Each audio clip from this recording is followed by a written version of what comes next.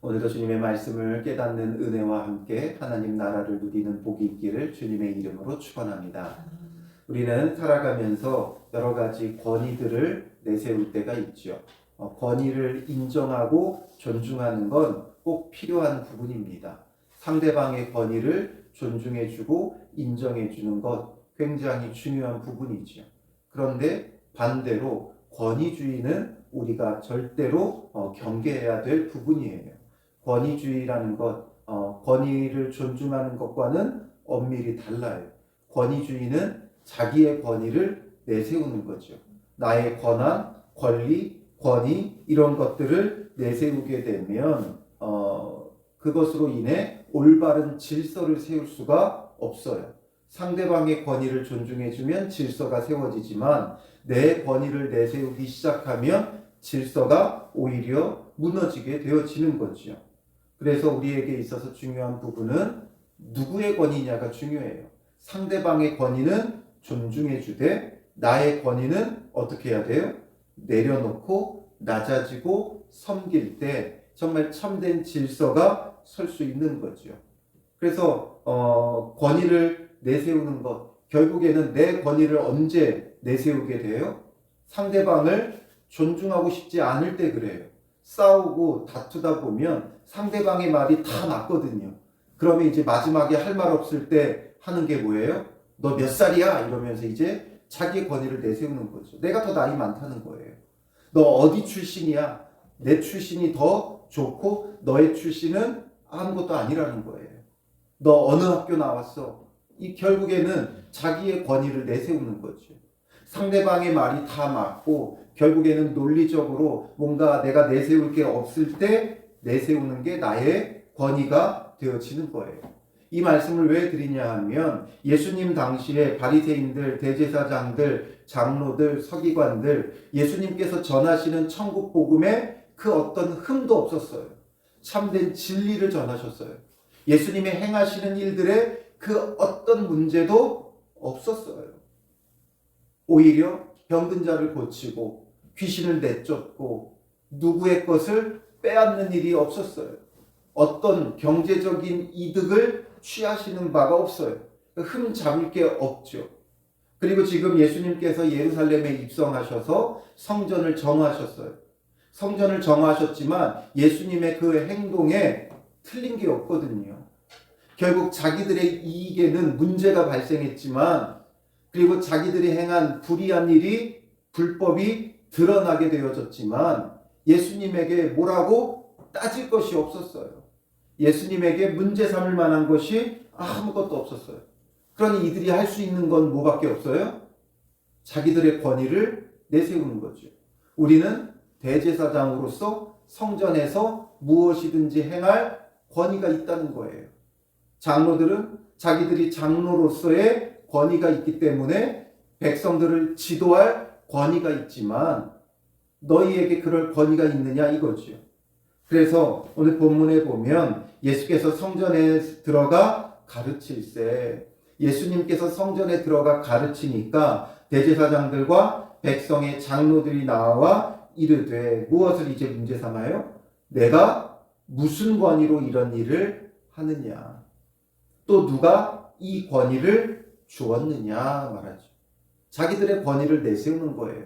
넌 도대체 무슨 권위로 이런 일을 하느냐? 왜 성전에서 가르치고 왜 성전에서 이렇게 소란을 일으키느냐? 예수님의 권위를 문제 삼고 있어요. 이게 바로 권위주의예요. 예수님의 권위를 인정해야죠.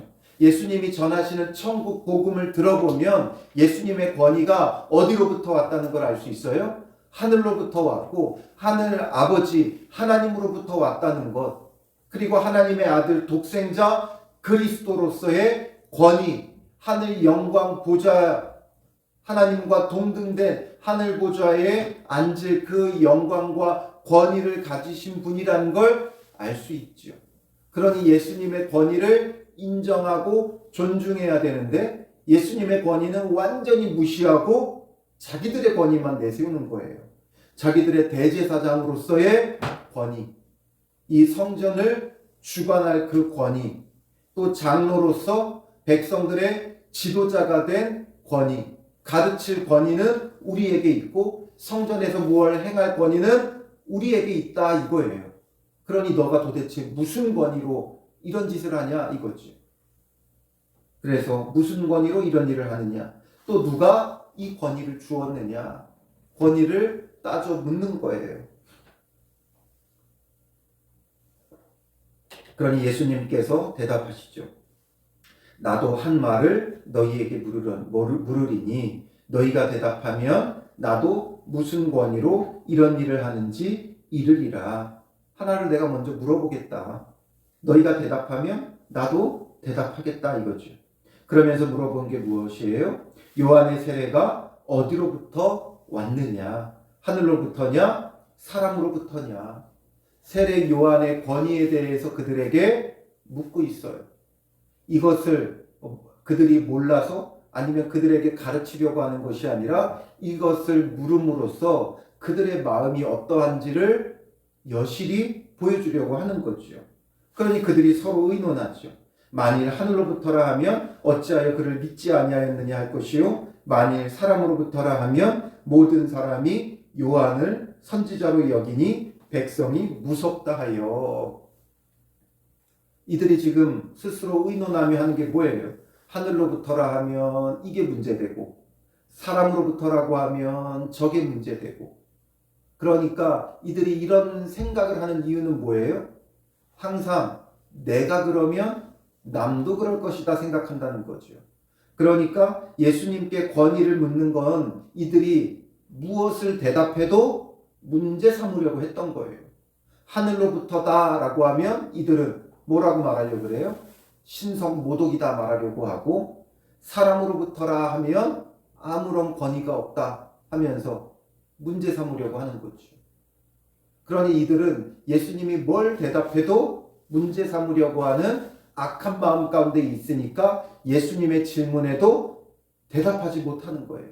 왜냐? 자기들이 이런 마음 가운데 있으니까 하늘로부터라고 하면 왜 믿지 않았냐 질타할 것이고, 사람으로부터라 하면 또 백성들이 그를 많이 따랐기 때문에 또 백성들이 소동을 일으킬까 무서우니까 결국 그들이 내린 결론은 뭐예요? 27절에 우리가 알지 못하노라. 결국 이들의 마음은 올바르지가 않아요. 정말 있는 그대로 뭔가를 바라보고 또 있는 그대로 자기 자신을 돌아볼 줄을 모르죠. 그러니까 늘 애매한 걸 가지고 남들을 문제 삼죠. 자기를 돌아보질 않아요. 항상 무슨 주의가 문제예요. 권위주의가 문제이듯이 이들은 늘 율법주의가 문제죠. 율법이 잘못된 것 아니에요. 율법을 지키는 건 너무 중요하죠. 그런데 이들은 율법을 어떻게 지켰어요? 율법은 권위는 상대방의 권위를 존중해야 되고 나의 권위는 내려놓아야 되지만 율법은 반대로 나에게 적용하고 남에게 적용하는 게 아니라 그랬죠. 그러니까 율법을 나에게 적용하면 너무 유익한 거예요. 그래서 나 자신을 돌아보고 나의 그 죄인됨을 깨닫고 회개하며 오직 구원이 예수밖에 없음을 깨닫게 하죠. 그런데 율법을 남에게 적용하는 순간 율법주의가 되는 거예요. 너 왜 이거 하지 않느냐? 너 왜 저거 하지 않느냐? 너 왜 이거 해야지? 이런 것들로 남에게 적용하는 게 문제인 거죠. 그러니까 이들은 늘 이런 식이에요. 율법이 나쁜 게 아니라 이들이 율법주의가 되어 남에게만 적용하고 남을 비판하는 데만 사용했고, 권위가 나쁜 게 아니라 남의 권위는 존중하지 않으면서 자기들의 권위는 늘 내세우며 남을 찍어 누르려고만 하는 거죠. 그러니 예수님께 무슨 권위로 이런 일을 행하느냐고 따져 묻고, 정작 자기들은 그 어떤 것도 진리로 대답할 마음이 없고 진리를 대답해 주어도 들을 마음이 없는 거예요. 그러니 예수님도 뭐라고 말씀하세요? 27절에 나도 무슨 권위로 이런 일을 하는지 너희에게 이르지 아니하리라. 뭘 말해도 참되게 들을 마음이 없기 때문에 그렇죠. 남의 권위를 무시하니까 그래요. 남의 권위를 무시하니까 그 사람이 뭘 말해도 참되게 바르게 듣지 않고 어떻게 들어요? 고깝게 듣는 거죠. 똑같게 듣는 거예요. 너만 잘났냐 이게 되죠. 어린 아이에게서도 우리는 귀 기울여 들어야 된다 그랬죠. 그런데 어리다고 무시해요. 올바른 말 하면 입 바른 소리 한다 그래요.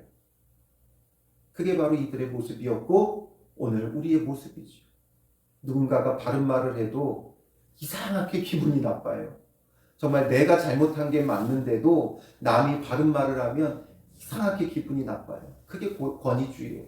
내 권위가 더 높기 때문에 남들의 권위를 무시하며 그 말이 올바로 들려지지 않죠. 그런데 내가 존중하고 내가 인정하는 사람, 내가 권위를 인정하는 사람이 말하면 어떻게 돼요? 수긍이 가죠. 깨달아져요. 자기 자신을 돌이키고 돌아보게 돼요. 부끄러워져요.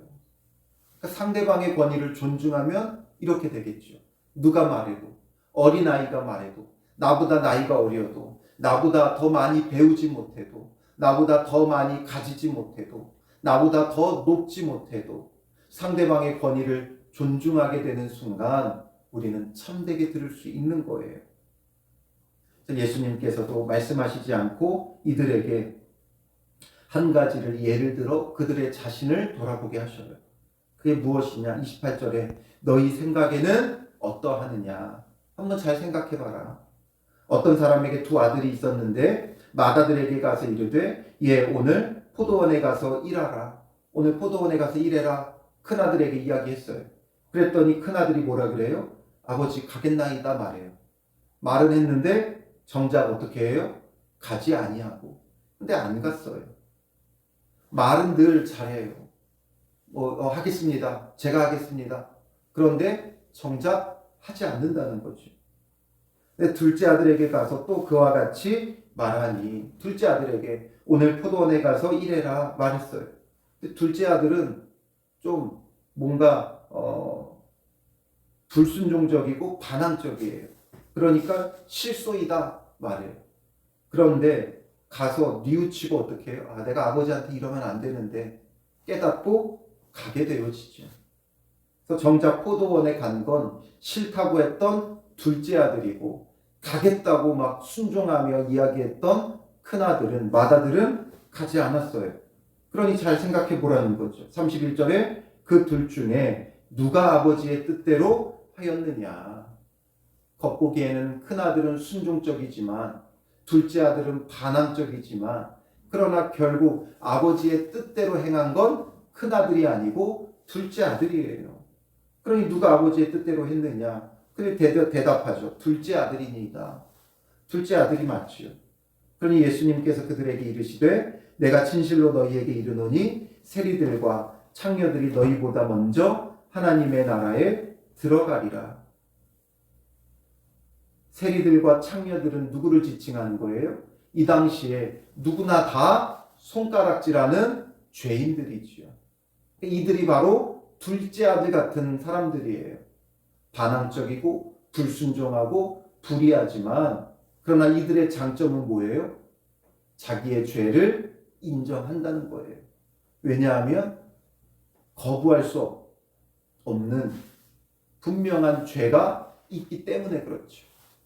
남들이 다 손가락질할 수밖에 없는 부끄러운 죄가 자기에게 있으니까 죄를 인정해요. 그래서 이들은 예수님을 만나면 어떻게 해요?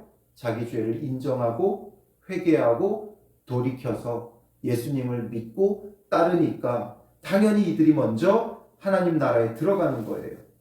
그러나 반대로 32절에 보면 요한이 의의 도로 너희에게 왔거늘 너희는 그를 믿지 아니하였으되 너희는 누구를 말하는 거예요? 지금 대제사장과 장로들 그리고 또 이들뿐만 아니라 서기관들 바리새인들이 있죠. 그들은 믿지 않았다는 거예요. 그러나 세리와 창녀는 믿었으며 너희는 이것을 보고도 끝내 뉘우쳐 믿지 아니하였도다. 끝내 뉘우쳐 믿지 아니하였도다. 이들은 남들보다 조금 더 선하게 살았기 때문에 그렇다고 죄가 없는 게 아니죠. 남들보다는 조금 더 선하게 살았고 손가락질 받을 만한 그런 큰 잘못과 죄가 없으니까 보기에는 하나님의 말씀대로 살려고 하고 율법대로 살려고 하고 몸부림치니까 보기에는 순종적이고 올바른 것 같지만 끝내 뉘우쳐 믿지 않는다. 왜냐? 자기 죄를 인정하지 않으니까. 자기 죄를 늘 외면하니까. 율법을 자기들은 지켰다 생각하니까 남에게만 적용하고 남을 비난하고 비판하는데 사용하니까 자기 죄를 보지 못해요. 그러니 죄를 뉘우치지 않아요. 그러니 결국에는 순종하지 않아요. 입술로는 율법하고 성전에서 주여 주여 부르짖으며 제사하고 예배하지만 날마다 율법하며 율법을 날마다 상고하지만 결정적으로 순종하지 않는 거예요.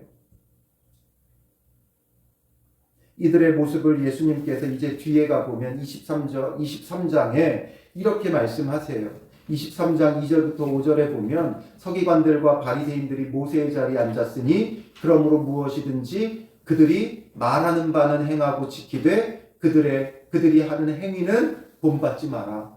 그들은 말만 하고 행하지 아니하며 또 무거운 짐을 묶고 사람의 어깨에 지우되 자기는 이것을 한 손가락으로도 움직이려 하지 아니하며 그들의 모든 행위를 사람에게 보이고자 하나니 곧 그 경문 띠를 넓게 하며 옷수를 길게 하고 말하죠.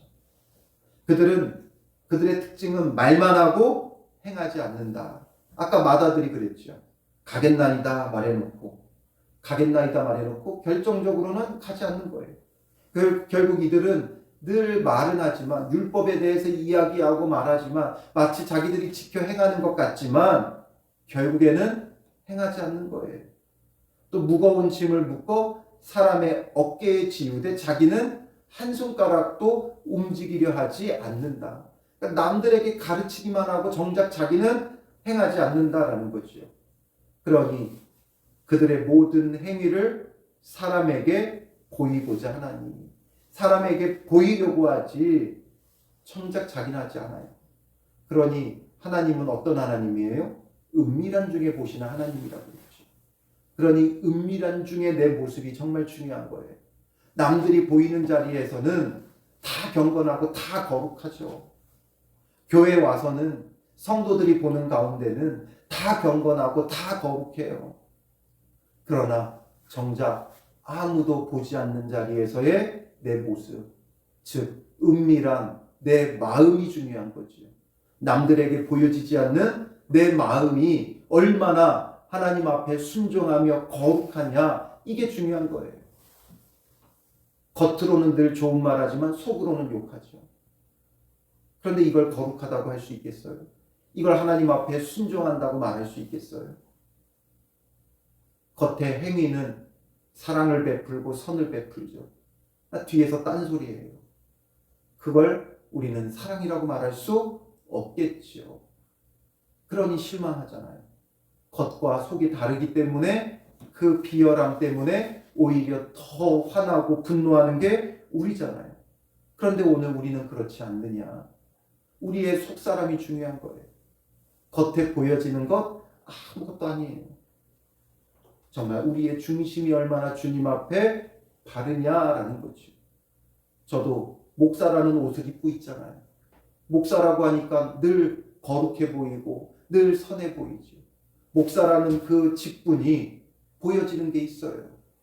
그러나 중요한 건 목사라는 직분보다 과연 내 중심이 하나님 앞에 얼마나 올바른가, 거룩한가, 선한가, 진실한가, 정말 말씀 앞에 나의 권위를 내려놓고 말씀의 권위를 존중하며 그 말씀 앞에 깨닫고 회개하고 있느냐, 이게 중요한 거죠. 지금 이들이 권위의 논쟁으로부터 시작된 이 이야기, 결국 자기들의 권위만 존중하며 남들의 권위를 인정하지 않으니까 하나님의 권위도 인정하지 않는 거예요. 하나님의 말씀도 인정하지 않는 거예요. 결국 자기들의 말, 자기들의 권위, 이게 더 중요한 거죠. 오늘 우리는 어떠합니까? 나의 권위를 내세우고 있습니까? 아니면 진정 하나님의 권위를 인정하고 말씀을 통하여 우리에게 찾아오시는 예수 그리스도의 권위를 존중하고 있느냐?